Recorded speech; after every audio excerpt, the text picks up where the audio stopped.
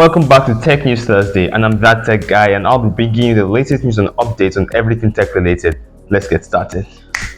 For starters, Apple has finally announced a new device, which is the iPad Pro 2024, and this is the thinnest device Apple has ever created in life history.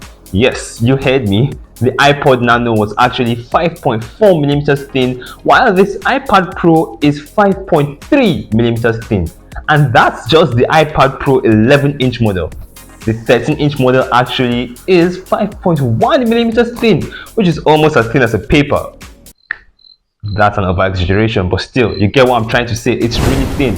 If you literally sit on this, you can actually just snap, which is actually why I'm not a fan of this iPad. But yeah, it's really thin.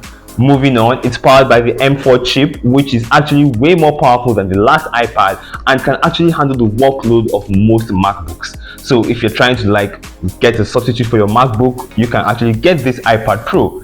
It's literally very good. The chip is very fast, and actually it's portable too. So you can literally do everything your MacBook does. Most of what your MacBook does.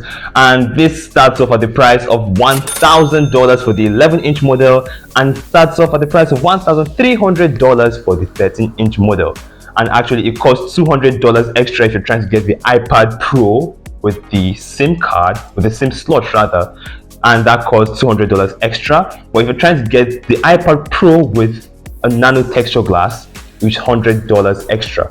What does the nano-texture glass do? The nano-texture glass actually prevents too much sunlight from affecting you using your iPad under bright light sun conditions and sunlight and everything like that.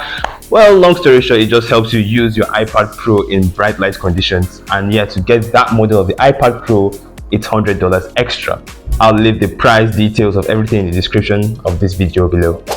Oh yeah, I also got, if you plan on using the Apple Pen of the last iPad Pros for this iPad Pro 2024, well, think again. You cannot do that. As usual, Apple made a new Apple Pen for this iPad Pro 2024.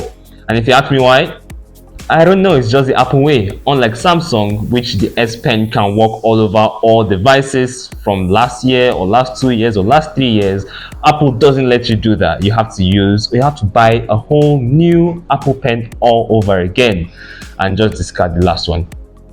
It's the Apple way. Don't ask me why they do that. It's just Apple. Moving on. Google has finally announced a new mid-range device, the Google Pixel 8a. But compared to last year's mid-range device, there's not really much of a difference except the 120Hz refresh rate and the 4492 mAh battery, which is just a slight improvement to last year's mid-range device. But besides that, there's honestly not much of a difference. It still has the same 6.1-inch display and thicker bezels for some reason, and not just that, the same 64 megapixel single camera setup as this Google Pixel 7a. Yeah.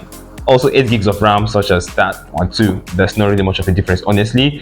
And this is launching with a price of $500. I honestly feel like you're better off getting the Google Pixel 8, which is $550. So if you have $50 extra, you're actually better off getting the Google Pixel 8 than the Google Pixel 8a, because the Google Pixel 8 is $550, unlike the Google Pixel 8a, which is $500 only. Yeah, for a mid-range device, I know that's pretty expensive, but what do you know? That's that. But yeah, you can check this out whenever it comes to your stores, and it launches officially May 14th. Moving on, TikTok has officially announced that they will now be automatically labeling AI-generated content on TikTok. Yeah, you know how a lot of misinformation has been spreading around this our day and age, so in order to stop and prevent that, TikTok has now decided to label AI-generated content on TikTok. Yeah. Well, what do you think about this, people? Let me know in the comment section below. And that's that. And lastly, the Vivo X100 series will be launching officially next week. The Vivo X100 series, which is the Vivo X100, the Vivo X100S, the Vivo X100 Pro, and the Vivo X100 Ultra will all be launching officially next week. Well, you guys should watch out for that. If you're a fan of Vivo, if you want this device, I've heard that yeah, Vivo X100 Ultra is pretty good. So if you're really interested in Vivo devices, you can all check this out and purchase it as of next week. I'm that tech guy. Thanks for watching. Tune in to next week Tech News Thursday and stay tuned for more. You're welcome for watching.